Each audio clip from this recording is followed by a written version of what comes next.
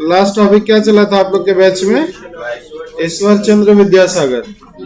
इसके समय में आपका विधवा एक्ट पारित हुआ था, मतलब कि विधवा आप पुनर्विवाह कर सकती है। सुरेंदर, उधर का बल्ब जला दीजिए, अंधेरा लग रहा होगा। विधवा एक्ट, और इन्होंने ये बात सिद्ध किया था कि वेद में ऐसा कुछ बात लिखा हुआ नहीं है जो विधवाओं को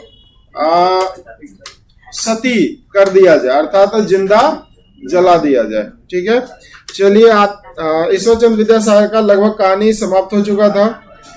26 जुलाई 1856 को एक विधवा एक्ट भी पारित कर दिया गया था अंग्रेज गवर्नमेंट के द्वारा। नेक्स्ट आगे बढ़ते हैं हम लोग। सत्य शोधक समाज, अगला हेडलाइन आपका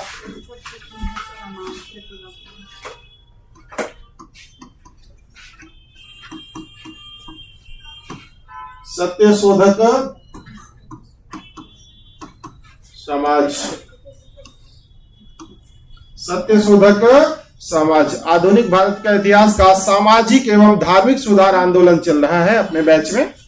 ठीक है, यह आपका सत्य शोधक समाज 1827 से 90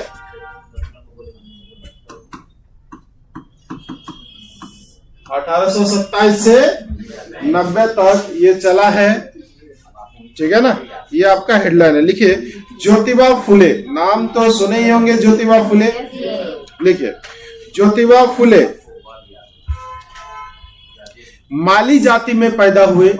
माली समझते हैं ना, जो घर घर पहले फूल पहुंचाने का काम करता था, उसी को माली कहते हैं। ज्योतिबा फुले माली जाति में पैदा हुए। इन्होंने सत्य शोधक समाज की स्थापना की।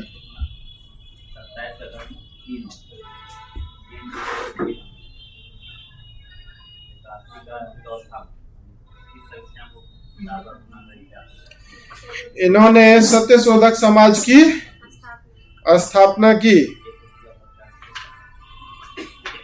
1873 में किया था।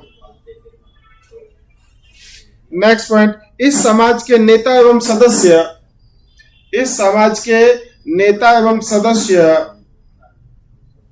इस समाज के नेता एवं सदस्य निम्न जाति के लोग थे। निम्न मतलब निचले स्तर का, निम्न जाति के लोग थे। निम्न का मतलब है यहाँ नीच। ज्योतिबा फुले माली जाति में पैदा हुए। इन्होंने सत्य शोधक समाज की स्थापना की इन 1873 में। इस समाज के नेता एवं सदस्य, इस समाज के नेता एवं सदस्य निम्न जाति के लोग थे।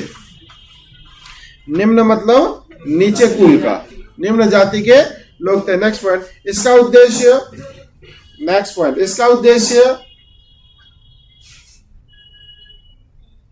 इसका उद्देश्य स्त्री एवं निम्न जाति के लोगों में, इसका उद्देश्य स्त्री एवं निम्न जाति के लोगों में, स्त्री एवं निम्न जाति के लोगों में शिक्षा का प्रसार करना था।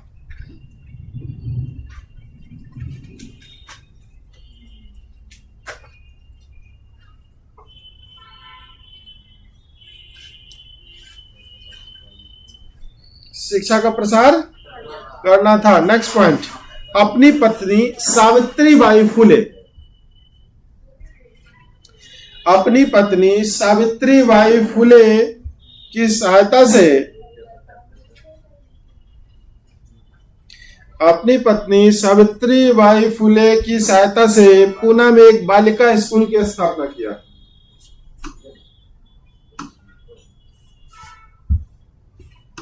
पूना में एक बालिका स्कूल का स्थापना किया।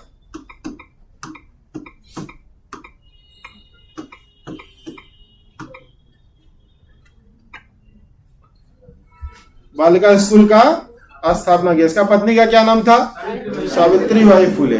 ठीक है, शुरुआती दौर में ये है आपका ज्योतिबा फुले और इसकी पत्नी यहाँ पर दिखाई दे रहा है सावित्रीबाई फुले। महिलाओं के शिक्षा में काफी इन्होंने योगदान दिया। उस समय में ये इसका क्षेत्र आपका महाराष्ट्र, इन लोगों का क्षेत्र कहाँ पर है?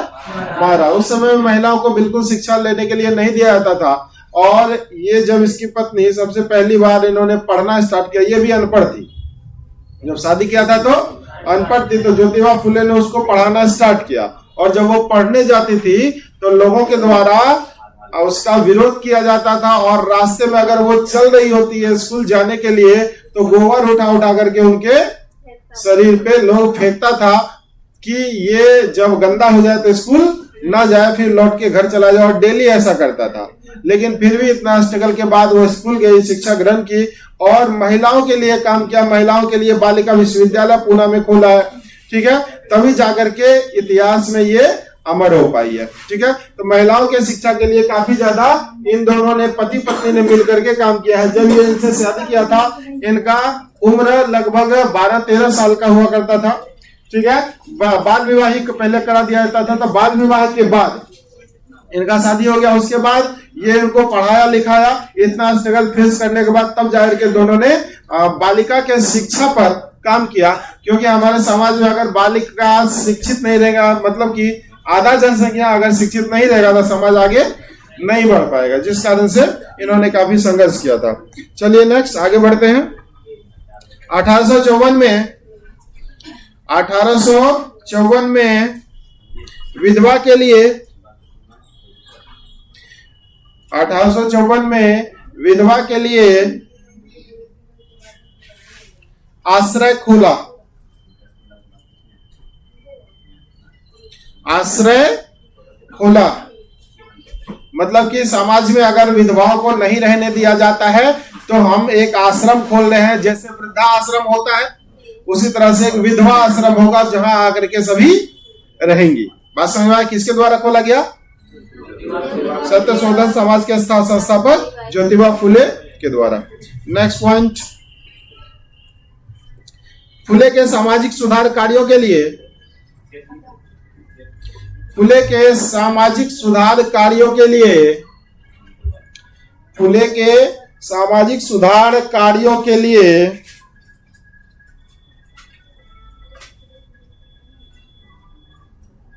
महात्मा की उपाधि दी गई है। महात्मा की उपाधि दी जाती है। महात्मा की उपाधि दी जाती है, अर्थात फुले क्या है? महात्मा जी है। किस कारण से? इन्होंने इतना सामाजिक सुधार कार्य किया था जिस कारण से इसको क्या कहा जाता है? महात्मा। और इसका लास्ट वाला पॉइंट जो बहुत बार बीपीएससी ने भी पूछा है और बहुत बार हर एग्जाम ने पूछा है, महात्मा की उपाधि हम लोग देते हैं उनको, कब नहीं दिया गया था। बात समझे? हाँ। नेक्स्ट पॉइंट, गुलामगिरी के लेखक। गुलामगिरी के लेखक, गुलामगिरी दादागिरी समझते हैं, वही गुलामगिरी भी वही चीज है। बात समझ में आया कि हम गुलाम हैं, हमारा बेटा भी गुलाम बनेगा, हमारा पोता भी गुलाम बनेगा, मतलब कि वंश दर वंश गुलामी खटना, वो होता है गुलामगिरी। अब बात समझ में आया? तो वंश दर वंश जब वो लोग किसी एक का सेवा करते जा रहा है उसको क्या कहते हैं? गुलामगिरी। तो इन कुरीतियों को दूर करने के लिए उन्होंने एक सामाजिक आंदोलन चलाया और साथ साथ में एक पुस्तक भी लिखा था जिसका नाम था गुलामगिरी। गुलामगिरी होता क्या है? अब इससे भी जब समझ में नहीं आए तो गुलामगिरी ही पढ़ना पड़ेगा। बस समझ में? तो गुलामगिरी के लेखक ज्योतिबा फुले है। ये सवाल बहुत बार पूछा गया है, गुलामगिरी के लेखक कौन है? ज्योतिबा फुले। गुलामगिरी के लेखक कौन है? ज्योतिबा फुले।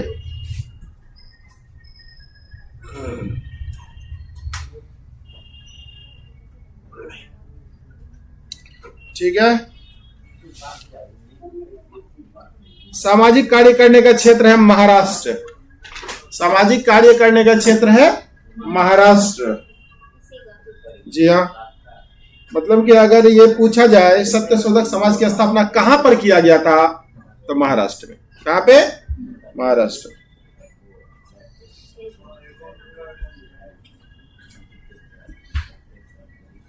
नेक्स्ट अगला व्यक्ति है गोपाल हरि देशमुख।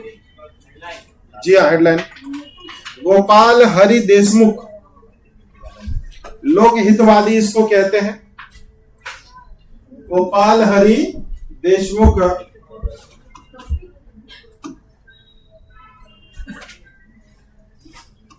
अगला हेडलाइन में आप डाल सकते हैं इसको, गोपाल हरि देशमुख।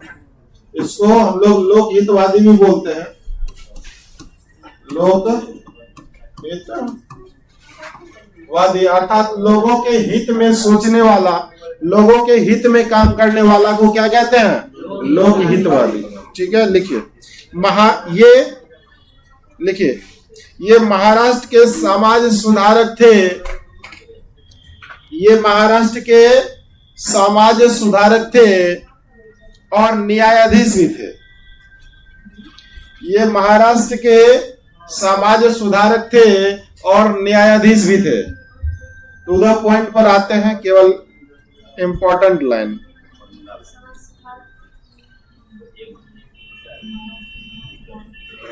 और न्यायाधीश भी थे।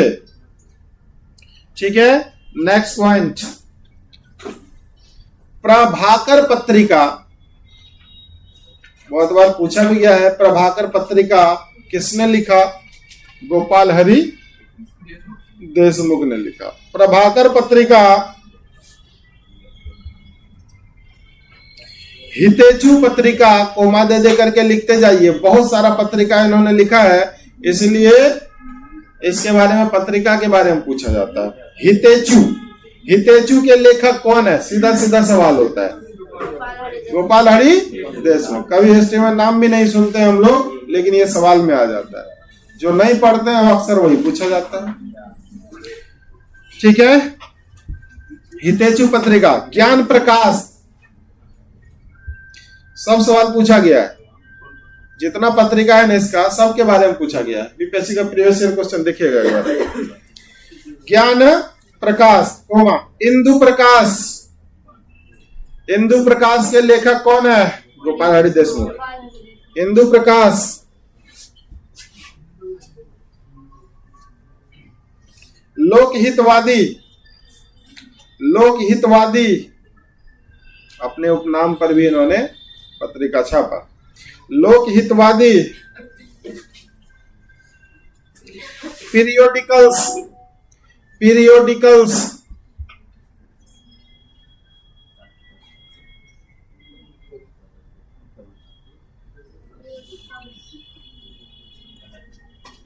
ये सभी का प्रकाशन किया, ये सभी का प्रकाशन किया।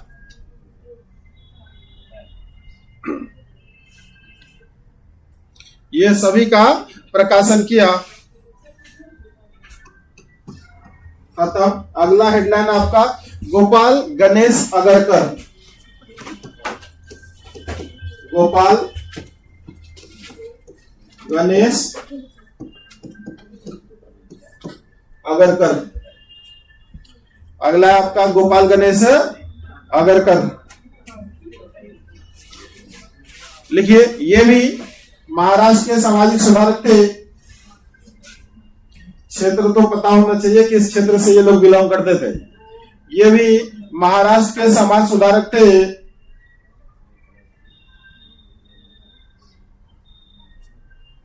महाराष्ट्र के समाज सुधारक थे। फर्ग्यूसन कॉलेज का ये प्राचार्य भी थे। Next point, Ferguson college. Ferguson college के वे प्रधानाचार्य थे। फर्ग्यूसन कॉलेज के वे प्रधानाचार्य थे। फर्ग्यूसन कॉलेज के वे प्रधानाचार्य थे। फर्ग्यूसन कॉलेज के वे प्रधानाचार्य थे। देखिए, इन्होंने न्यू इंग्लिश स्कूल, इन्होंने न्यू इंग्लिश स्कूल, इन्होंने न्यू इंग्लिश स्कूल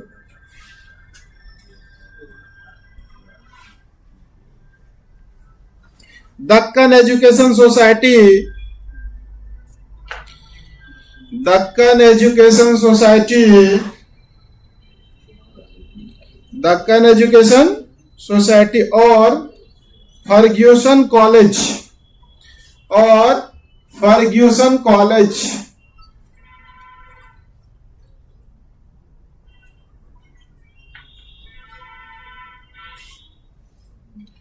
और फर्ग्यूसन कॉलेज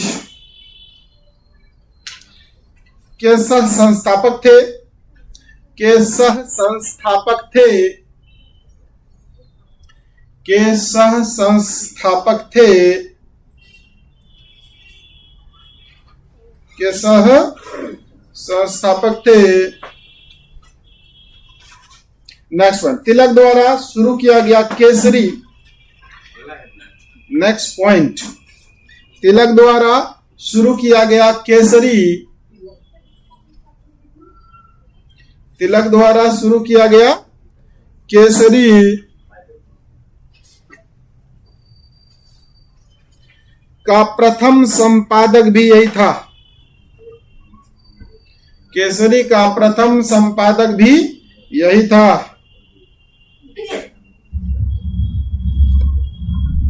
संपादक भी यही था। ठीक है, इन्होंने अस्पृश्यता एवं जाति के लिए आवाज बुलंद किया, इन्होंने अस्पृश्यता एवं जाति के लिए आवाज बुलंद किया। अस्पृश्यता मतलब छुआछूत, अस्पृश्यता एवं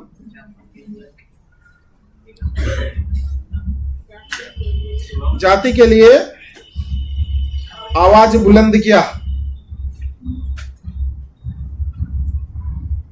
जाति के लिए आवाज बुलंद किया। ठीक है, next point,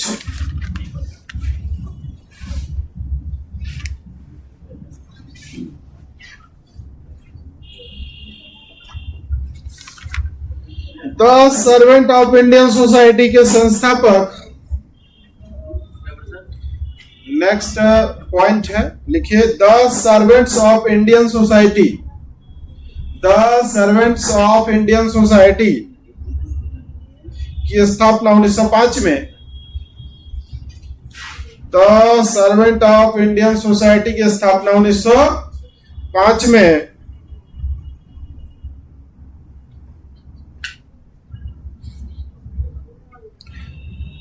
the servants of Indian society की स्थापना 1905 में। 1905 में क्या हुआ था याद है? बंगाली विभाजन हुआ था। उसी समय कौन सा ये स्थापना हो रहा है? The servants of Indian society की स्थापना 1905 में। उदारवादी नेता गोपाल कृष्ण गोखले, उदारवादी नेता गोपाल कृष्ण गोखले 1905 में उदारवादी नेता गोपाल कृष्ण गोखले ने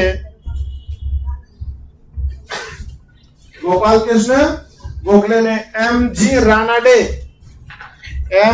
रानाडे की सहायता से किया, एम.जी. रानाडे की सहायता से किया, एम.जी. रानाडे की सहायता से किया।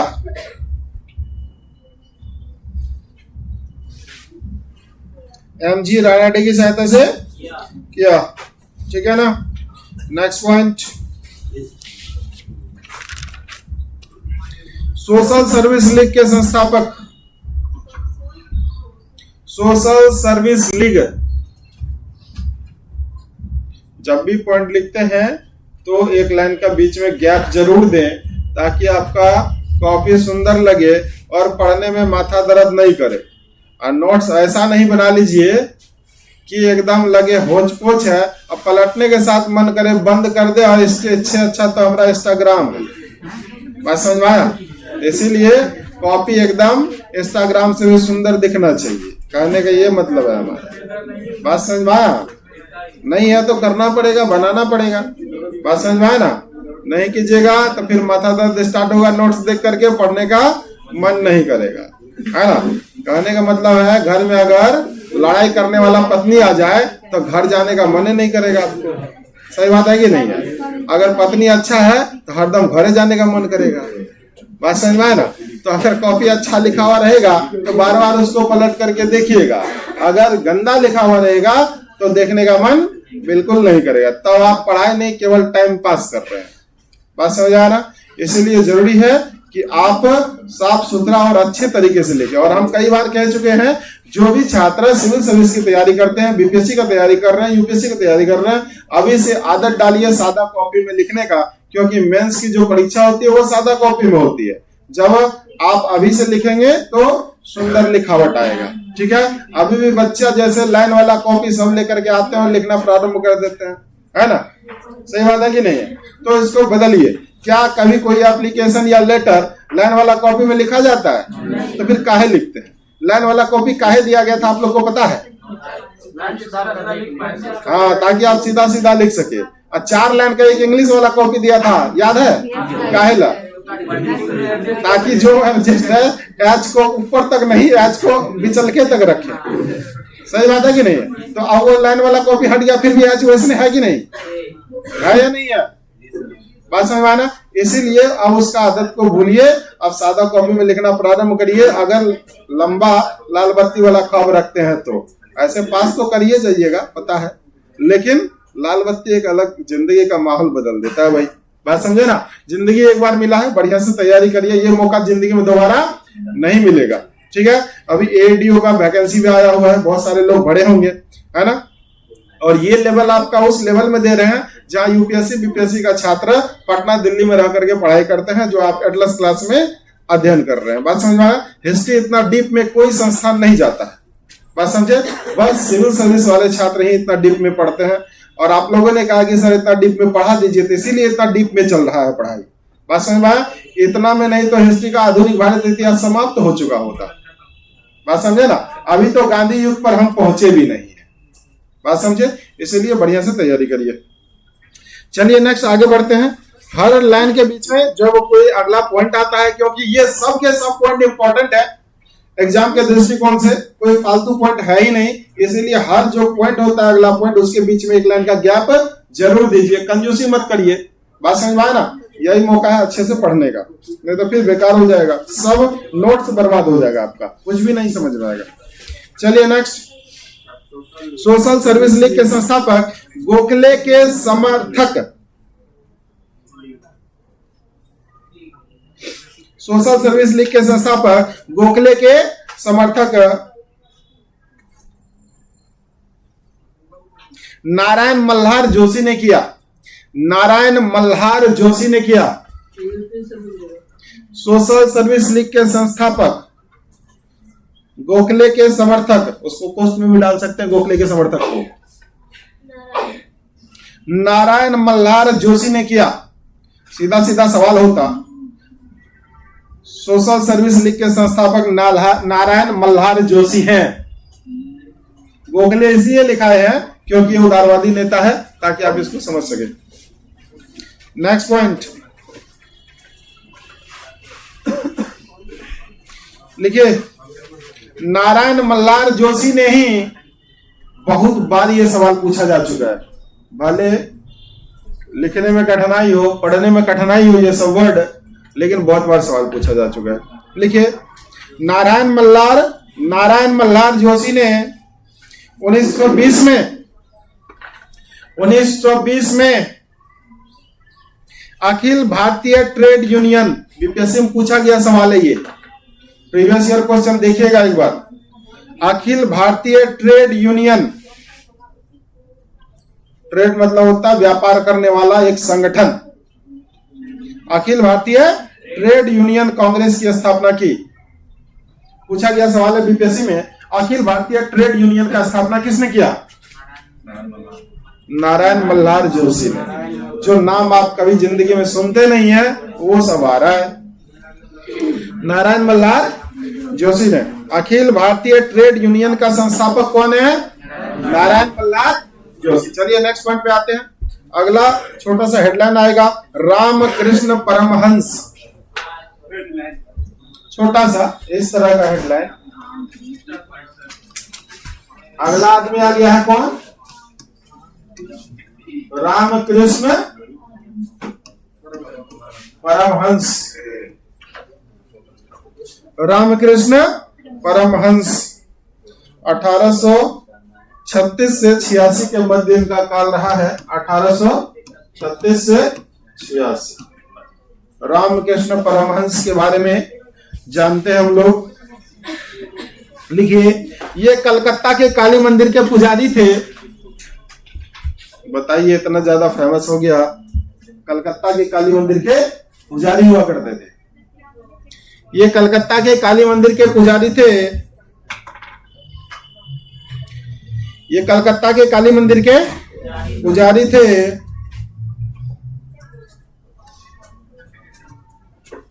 इन्होंने कोई पुस्तक नहीं लिखी।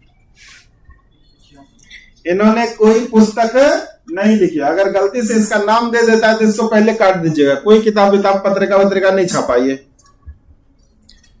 इन्होंने कोई पुस्तक नहीं लिखी, केवल मौखिक उपदेश देते थे। केवल मौखिक उपदेश देते थे। यूपीएससी ने इस बात को स्टेटमेंट बना करके पूछा था।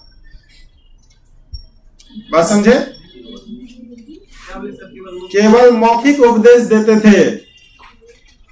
और अक्सर केवल वाला, सुनिए पहले, ये लिखना नहीं है, अक्सर केवल वाला वर्ड जहां पर जुड़ा हुआ रहता है वो सेंटेंस गलत हो जाता है। ठीक है ना? चाहे यूपीएससी हो, बीपीएससी हो, चाहे आप सीटेट वाले छात्र हो, केवल अगर देखते होंगे तो वो प्रश्न गलत हो जाता है। लेकिन यहाँ पर केवल जोड़ा गया है बिल्कुल सही के लिए।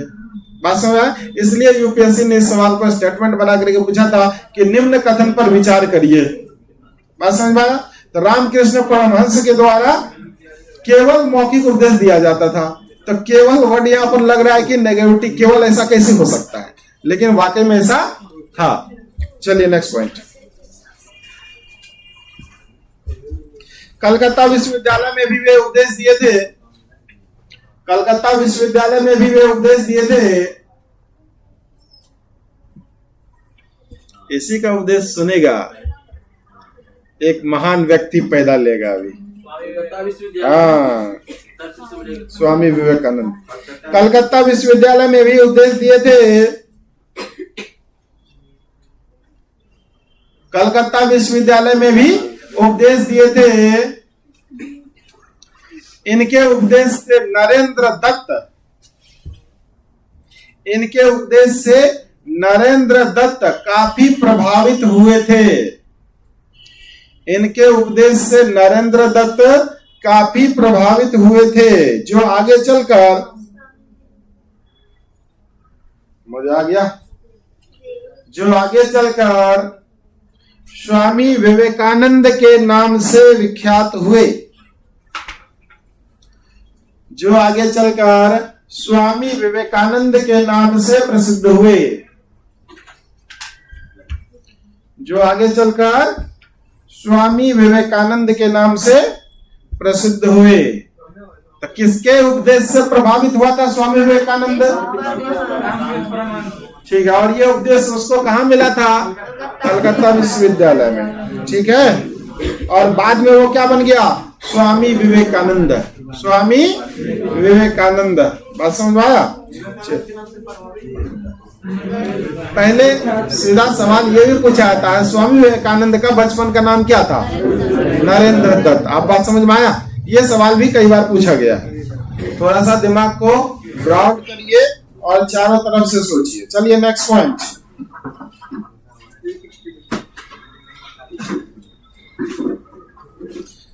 इन्होंने रामकृष्ण परमहंस मठ की स्थापना की। इन्होंने रामकृष्ण परमहंस मठ की स्थापना की। इन्होंने रामकृष्ण परमहंस मठ की स्थापना की। रामकृष्ण परमहंस मठ की स्थापना की।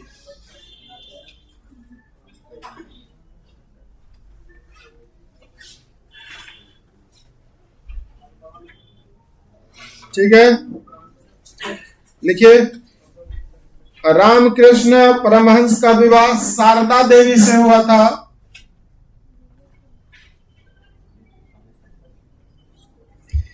रामकृष्ण परमहंस का विवाह शारदा देवी के साथ हुआ था।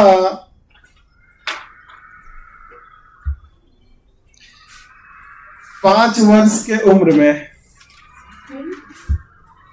अब समझिए, 5 वर्ष के रामकृष्ण परमहंस का विवाह शारदा देवी से हुआ था 5 वर्ष के उम्र में।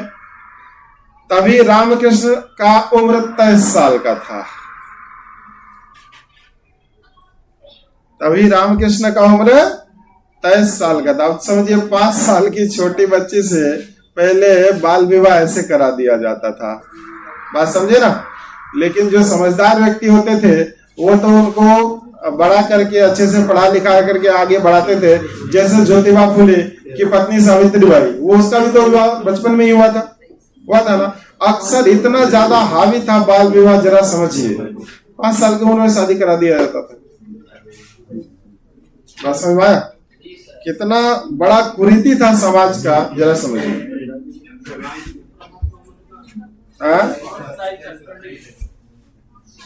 18 और 21। अभी भारत में शादी करने की उम्र कितना है? लड़की का उम्र कम से कम 18 होना चाहिए और लड़का का 21 वर्ष। ठीक है ना। ये आप लोग क्या पूछ रहे हैं? अभी उम्र नहीं हुआ आप लोग का। चलिए नेक्स्ट पॉइंट। अगला छोटा सा हेडलाइन आ जाएगा, स्वामी विवेकानंद।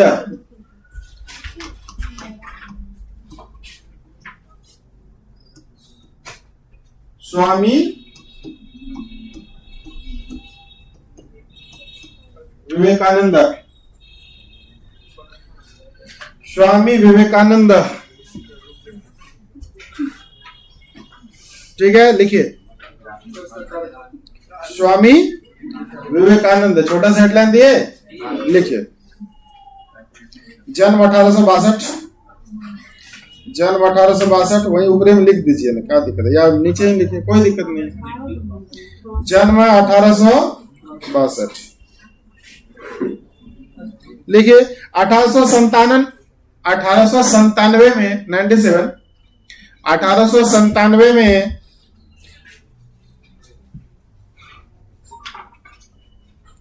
कलकत्ता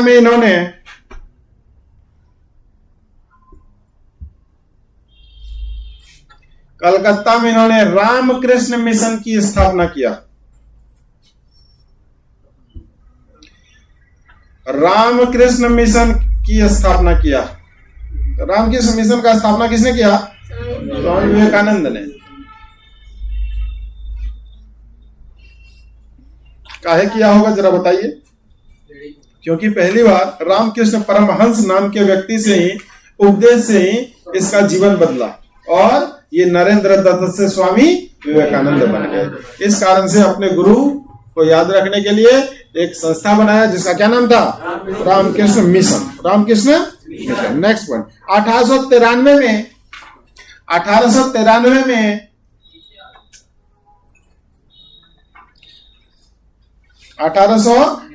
में शिकागो यूएसए में है, पोस्ट में डाल सकते हैं यूएसए। शिकागो यूएसए में विश्व धर्म सम्मेलन में भाग लिया।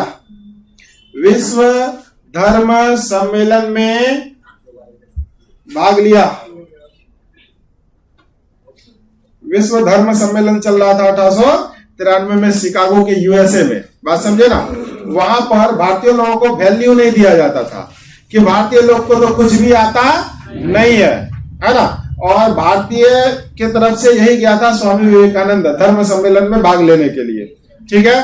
तो सबसे अंत में जब सब लोग अब सबका भाषण सुन के उड़ गया था, उसके बाद जाने वाला था, उसके बाद शाम के समय में सबसे अंत में इनको भाषण देने के लिए दिया जाता है। बात समझ में आया? जैसे ही कहता है my dear brother and sister, बात समझ में आया ना? तो सभी लोग रुक गया, क्योंकि इतना रिस्पेक्ट से किसी ने भी बोला ही नहीं। बात समझ में? और इनको केवल एक ही चीज पर भाषण देने के लिए दिया गया था, केवल शून्य पे बताओ। क्या चीज पे? शून्य पे बताओ। उसके बाद जब ये देना भाषण स्टार्ट किया, शून्य के बिना दुनिया ही अधूरी है। अगर शून्य को खींच लिया जाए तो ना 1000 का वैल्यू बचेगा, ना लाखों का, ना करोड़ों का। शून्य के बिना क्या है? अधूरा है। जो शून्य का खोज हमारे देश के आर्यभट्ट ने किया, पटना का। बस ना, अगर शून्य नहीं होता तो दुनिया पूर्ण भी नहीं हो पाता। बात समझा? शून्य के कारण ही आज दुनिया पूर्ण है। जब आप प्राकृतिक संख्या में पढ़ते हैं और पूर्ण संख्या को पढ़ते हैं, प्राकृतिक संख्या में आप पढ़ते होंगे मैथमेटिक्स में 1 2 3 4 5, ये सब क्या है? प्राकृतिक संख्या है। जब इसके आगे जब शून्य लग गया तब जाकर ये पूर्ण संख्या कहलाता। मतलब कि अब इसके बाद संख्या नहीं आ पाया दुनिया में। शून्य के बाद कुछ और आया? 1 2 3 4 5 6 7 8 9 तक था। 9 के बाद फिर वही संख्या रिपीट होता है। 10 पे शून्य आ गया, 11 पे डबल 1 आ गया, 12 पे फिर 2 आ गया। शून्य के बाद कोई ऐसा खोज हो पाया? नहीं हो पाया। अर्थात शून्य एक पूर्णांक दे दिया, अर्थात पूर्ण हो गया वो, अब अधूरा रहा ही नहीं। आप भी पूर्ण कब हो जाएंगे? जब आपको जॉब मिल जाएगा, जब आपकी शादी हो जाएगी, जब आप अच्छे सेटल हो जाएंगे लाइफ में, तो आप पूर्ण हो जाएंगे। बात समझ में आया? तो जब पूर्ण हो जाए तो वही शून्य है। ठीक है? तो इतना सारा भाषण दिया, काफी लंबे समय तक लोगों ने सुना, जैसे अभी आप लोग सुन रहे हैं। बात समझ आया? तो कुल मिलाकर के तभी जाकर इसका नाम बहुत ज्यादा फेमस हो गया और इंडिया का नाम इन्होंने रोशन किया और खुद का भी नाम इन्होंने रोशन किया। बात समझ में आया? तो ये थे हमारे स्वामी विवेकानंद। चलिए नेक्स्ट पॉइंट। सुभाष चंद्र बोस ने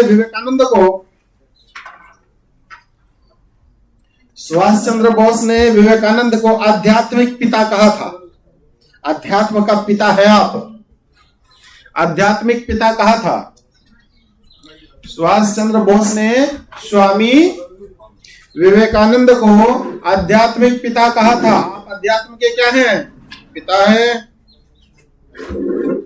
आध्यात्मिक पिता कहा था। Next point. खेतरी के राजा, खेतरी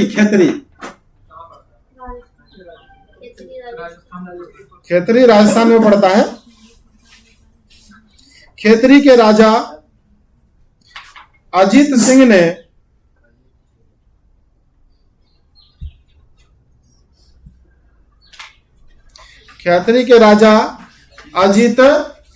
ने विवेकानंद को स्वामी की उपाधि दी थी।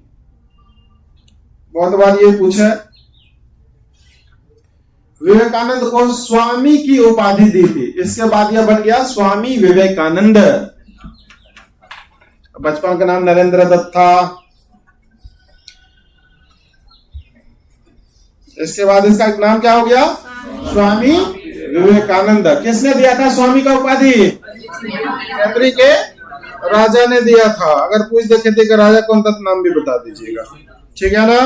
अगला आपका हेडलाइन आएगा दयानंद सरस्वती एवं आर्य समाज। अगला हेडलाइन क्या है? दयानंद सरस्वती एवं आर्य समाज। छोड़ने का तो मन नहीं कर रहा है, लेकिन समय अलाउ नहीं कर रहा है। चलिए इसके बारे में हम लोग नेक्स्ट क्लास में पढ़ेंगे।